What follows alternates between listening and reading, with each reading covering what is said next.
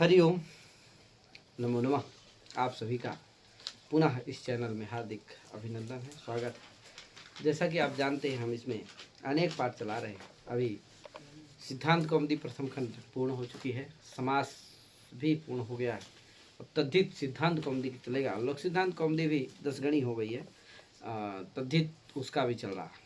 लेकिन इस समय हम अभी लोक सिद्धांत पुनः प्रारंभ से नए हमारे जो बच्चे हैं, कुछ अवशिष्ट हैं, उनको ध्यान में रखते हुए और पुनः ऑनलाइन भी हो जाए, तो इसलिए पुनः वीडियो बना रहे हैं। तो चलते हैं। आज संदीप प्रकरण इसमें पढ़ा रहे हैं। लोक सिद्धांत कौमुदी में क्या पढ़ा रहे हैं? और ठीक है ना आप लोग? जी। कैसे हैं? ठीक है। ठीक है जी। आज बाहर कुछ व्यवधान था, तो हम कहे आज अपने रूम में ही क्या करते हैं, पढ़ा देते हैं। पाठ क्या नहीं होना चाहिए, डिस्टर्ब नहीं होना चाहिए। क्या प्रांशु जी होना चाहिए? नहीं। हाँ, प्रतिदिन पाठ में क्या भी नहीं चेहरे चाहिए। भैया दिखा दो चेहरा, तुम भी दिख जाओ यार। हाँ, ये बात है यार। क्या क्या बात है, सब इधर दिख गए आए। हाँ यार, ये जो है ये क्लास चलने वाली कहे। हाँ, और ठीक है सब? जी। नहीं है? जी। आवाज आ रही है ना? जी। अरे वाह यार, आवाज आ रही है तब कहने ही क्या है। चलते हैं फिर, शुरू करते हैं। कहे हैं जी। ओम जी क्या करते हैं? शुरू करते हैं। ये माता रानी है, तो चलते हैं।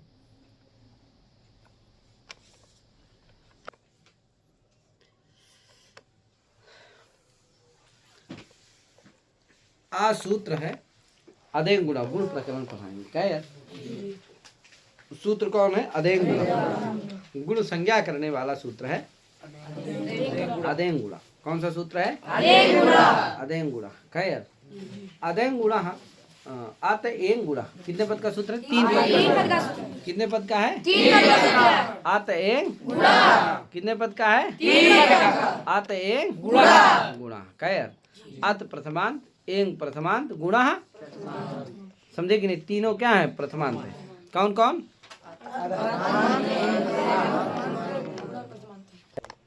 आत एंग है। अब देखो, ये गुण संज्ञा करता है। किसकी करता है भैया? तो आत एंग की गुण संज्ञा करता है। कहे किसकी करता है? आत एंग की। बताओ, अत माने ह्रस्वाकार। अत का मतलब क्या है? ह्रस्वाकार। एंग मतलब क्या होता है?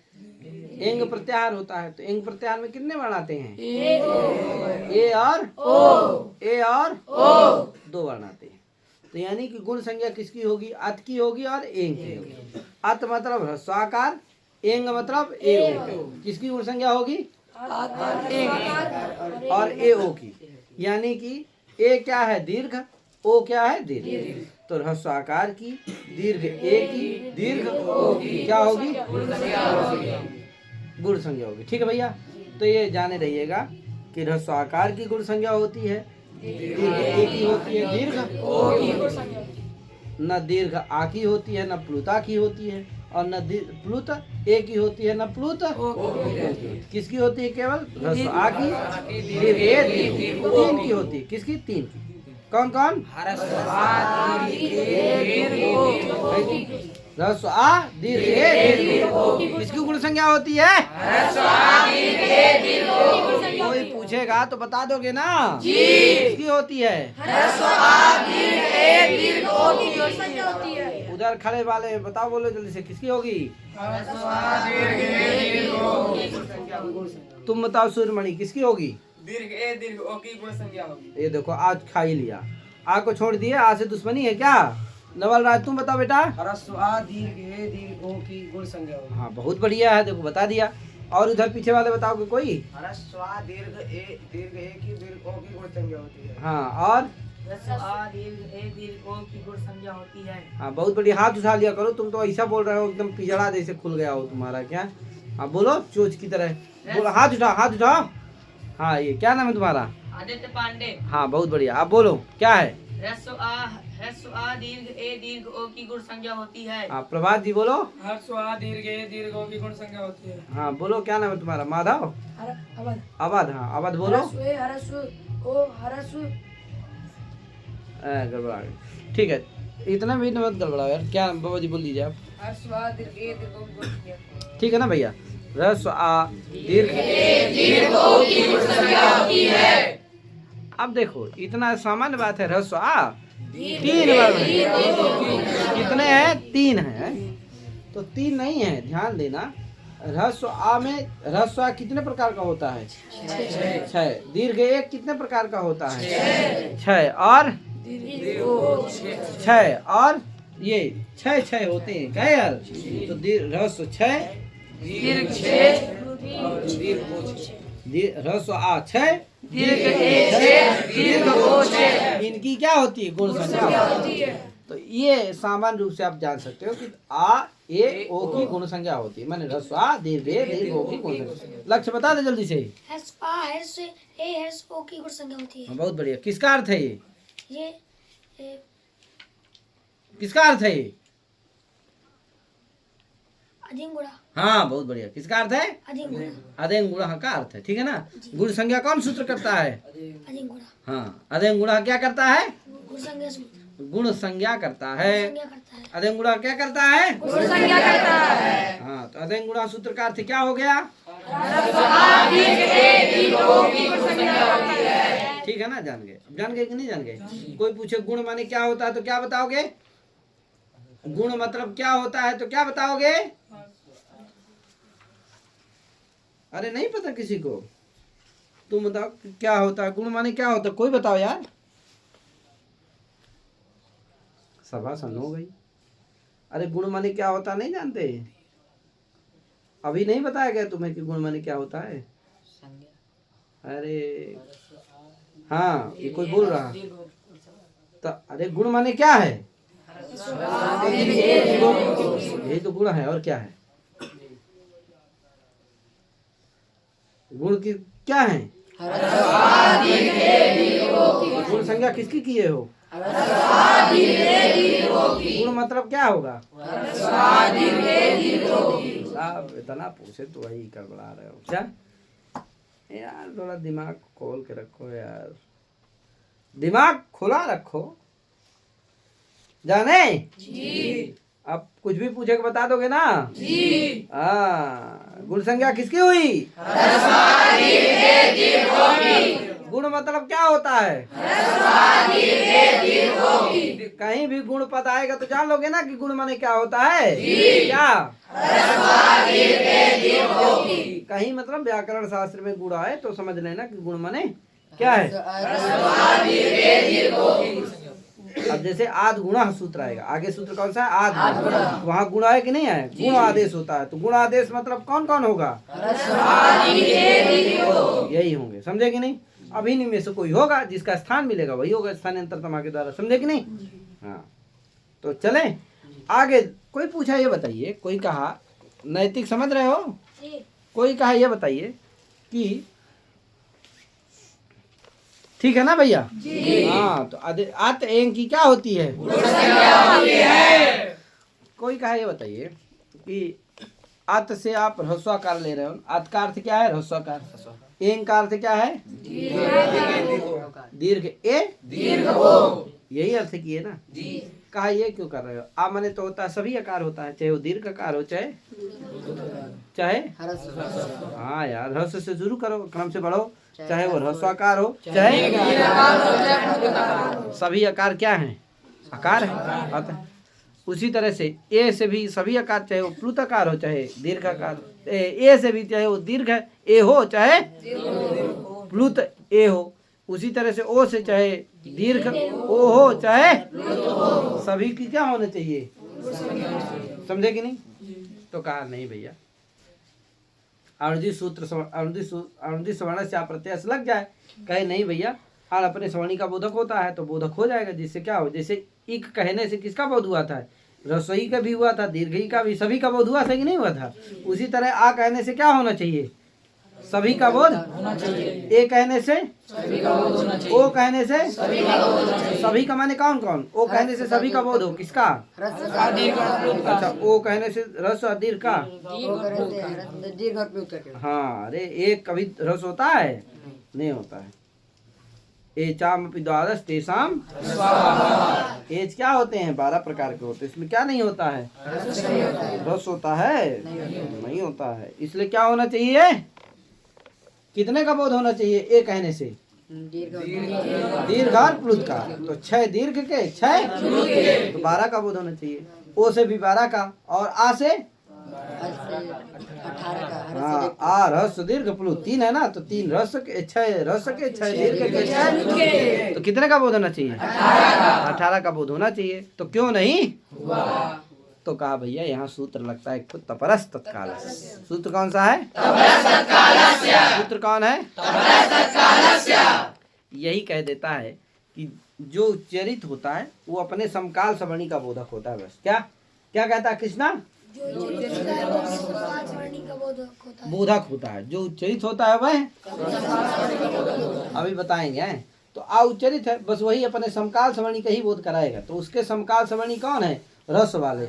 जो दीर्घ है वो समकाल थोड़ी है, वो तो विषम काल हो गया। क्या उसके समकाल सवर्णी कौन है, रस वाले 6, रस वाले 6 क्या है, समकाल सवर्णी, और दीर्घ वाले क्या है, विषम काल सवर्णी। क्यों, क्योंकि इसका एकमात्र काल होता है और उनका द्विमात्रिक उच्चारण काल होता है। समझे कि नहीं, दीर्घ वाले का कितना काल होगा, द्विमात्रिक उच्चारण काल, और रस वाले के कितना होगा, तो बताओ रस आ का समकाल सवर्णी कौन होंगे, रस छवई है ना होंगे रस वाले, दीर्घ वाले होंगे, क्यों नहीं होंगे, क्योंकि वो समकाल सवर्णी क्यों नहीं है। कोई पूछे तो क्या बताओगे, क्योंकि उसका उच्चारण काल द्विमात्रिक है। हाँ द्विमात्रिक उनका उच्चारण काल है, इसलिए वो विषम काल वाले हैं। वो क्या समकालिक नहीं है, वो क्या है, विषमकालिक।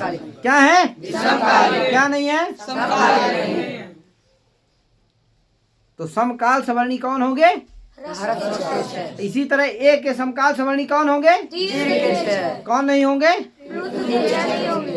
इसी तरह ओ के समकाल सवर्णी कौन होंगे, कौन नहीं होंगे।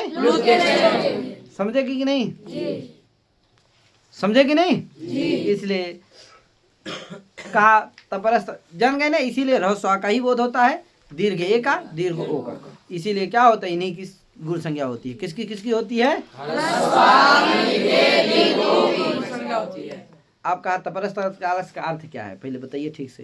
कहा देखो तपरस तपरः तत्कालस्य, कहे तपरः तत्कालस्य, 2 पद का सूत्र है। तपरः में समास है, क्या है, द्विठो समास है। तपरः में क्या है, जनक ललित का देखो उसमें लिखा है तपरः में द्विठो समास है। 2 हम भी देख ले का लिखा है। हाँ देखो तपरः में 2 समास है, देखो इसमें क्या लिखा है, तपरः में 2 समास है, तपरः में 2 समास है। क्या पहला क्या है, तात परः तपरः, पंचमी तत्पुरुष समास है। दूसरा कवा क्या है, ता परो ये समास है। इस तरह से 2 समास। तत्कालस्य में समास है, सह काल यश सा तत्काल तस् तत्कालस्य, क्या सह काल यश इति तत्काल तस् तत्कालस्य, ये बहुव्रीहि समास है। तो देखो इसीलिए पहले समास का अर्थ होगा, जब पहला वाला समास करोगे तो देखो अर्थ भी लिख दिया है, अर्थ पहला दूसरा।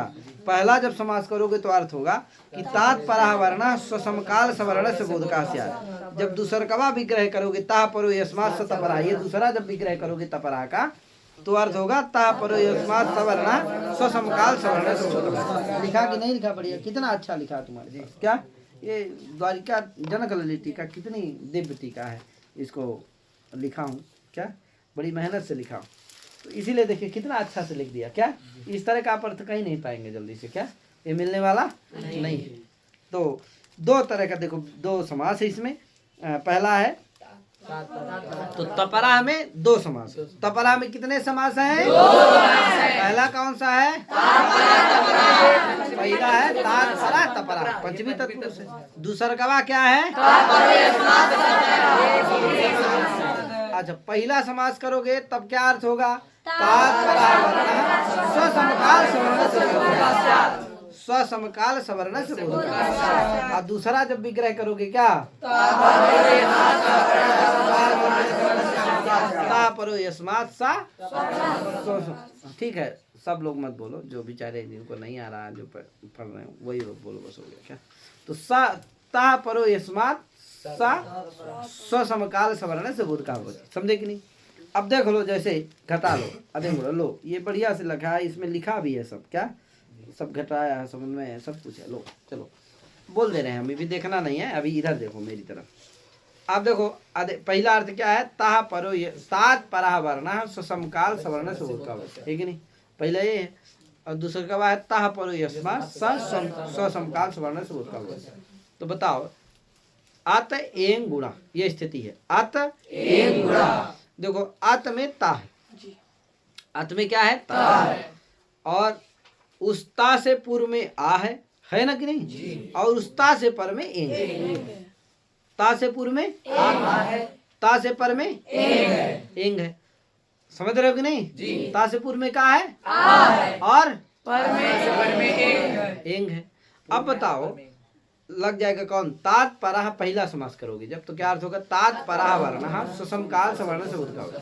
तो ता हुआ अत में ता, उससे परे वर्ण कौन सा है, एंग। अरे ता से परे कौन है, एंग ही ना है। पूर्व में कौन है, आ है, तो अभी आ वाला नहीं लेना है, अभी कौन लेना है, ता से परे जो, तो ता से परे कौन है, वह है अपने समकाल सवर्णी का बोधक। ठीक है भैया, तो तात पराह वर्ण कौन हुआ, एंग ए ओ, वह है अपने समकाल सवर्णी का बोधक। ठीक है भैया, तो समकाल सवर्णी उसके कौन है, दीर्घ ए के छह, दीर्घ ओ के छह, अतः इन्हीं का बोध होगा, इन्हीं की गुण संज्ञा होगी, इसकी नहीं होगी, प्लुत वालों की नहीं होगी। क्यों, क्योंकि वो क्या नहीं है, सवर्णी तो है, सवर्णी है कि नहीं है, प्लुत एक ही और दीर्घ एक ही क्या होगी, गुण सवर्ण संज्ञा हो जाएगी, लेकिन वो क्या नहीं है, समकाल सवर्णी नहीं है, वो क्या है, विषम काल सवर्णी है, समझे कि नहीं। क्योंकि उनका उच्चारण काल कितना है, प्लुत वालों का कितना है, हाँ कितना है, द्विमात्रिका। रट लो, तोता की तरह मत रटो, समझो क्या, त्रिमात्रिक उच्चारण काल का है प्लुत वाले का, और दीर्घ वाले का कितना है, द्विमात्रिक, इसलिए विषम काल हो जाएगा, है कि नहीं। इसलिए रस दीर्घ ए और ओ का समकाल सवर्णी जो होंगे वो कौन होंगे, दीर्घ के छह, प्लुत वाले, इसलिए एंग कहने से दीर्घ ए दीर्घ ओ का बोध होता है, अतः इन्हीं की गुण संज्ञा होगी। ठीक है भैया, अब देखो, अब दूसरा का समास कर लो,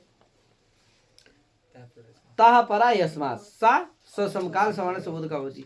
तो बताओ, अत में जो ता है वो किससे परे है, आ से, तो ता है पर में जिससे, किससे परे है, आ से, ता किससे परे है, आ से, तो ता है पर में जिससे, किसे है, आ से, ता परो यस्मात्, ता परा यस्मात्, यस्मात् माने अकारात्, ताह यस्मात् अकारात् पराह वर्तते, अतः सा अकारः सा अकारः स्वसमकाल सवर्ण से बोध का बोध है कि नहीं, स्वसमकाल सवर्णी का अपने बोध कराएगा। ता है पर में जिससे, आकार से परे है, अतः वह आकार अपने स्वसमकाल सवर्णी का बोध कराएगा। ता आकार से न परे है यार, अत में ता है, वो ता किससे परे है, आ से परे है, तो ता है पर में जिससे, किससे, आकार से परे है, अतः वह आकार अपने स्वसमकाल सवर्णी का बोध कराएगा। तो ह्रस्व वाले छह का ही बोध कराएगा, दीर्घ और प्लुत का नहीं कराएगा। क्यों, क्योंकि वो सवर्णी तो है लेकिन इसलिए उनका बोध नहीं, इसलिए अत कहने से, इसका मतलब अत कहने से ह्रस्व आकार का ही बोध होगा। तो ह्रस्व आकार के जो छह है उनकी गुण संज्ञा होगी, एंग दीर्घ के जो छह है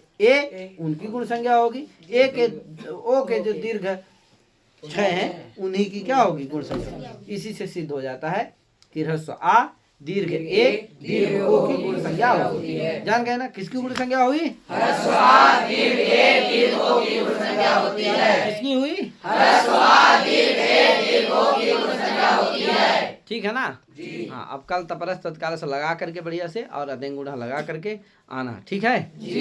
इतने पढ़ाए आज जी, कल आध गुणा बताएंगे।